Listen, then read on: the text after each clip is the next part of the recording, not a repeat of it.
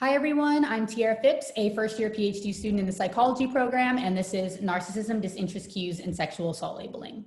Sexual assault is a major concern among the population and scholars. Although advances have been made in both sexual assault and the perception of sexual assault, less progress has been made in its prevention. According to the 2019 Bureau of Labor Statistics, every 98 seconds, another American is sexually assaulted. Several personality characteristics have distinguished perpetrators from non-perpetrators. Narcissism is one of the well-researched risk factors in sexual assault perpetration. Research on sexual interest cues has found that men who commit sexual assault often report they initially perceived their partner as sexually interested before the assault occurred. And men report less sexual assault perpetration than women report victimization, suggesting a discrepancy in sexual assault labeling. This study's purpose was to assess individual characteristics and environmental factors that significantly predict and contribute to inaccurate sexual assault labeling. We hypothesized more narcissistic men would perceive the female character in the experimental vignette story to be more sexually interested in the male character and would be less likely to correctly label the sexual assault as an assault.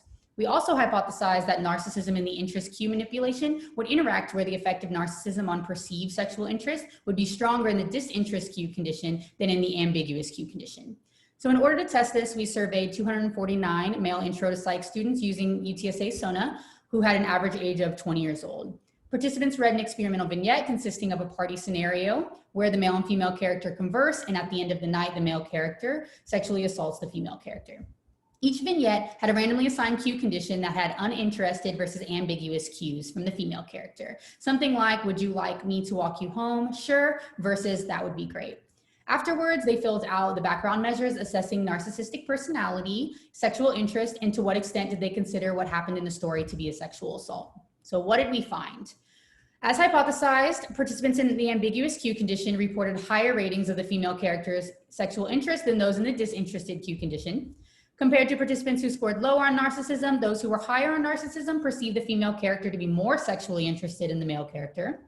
Participants higher in narcissism were less likely to label the non-consensual sex as a sexual assault than those that were lower in narcissism.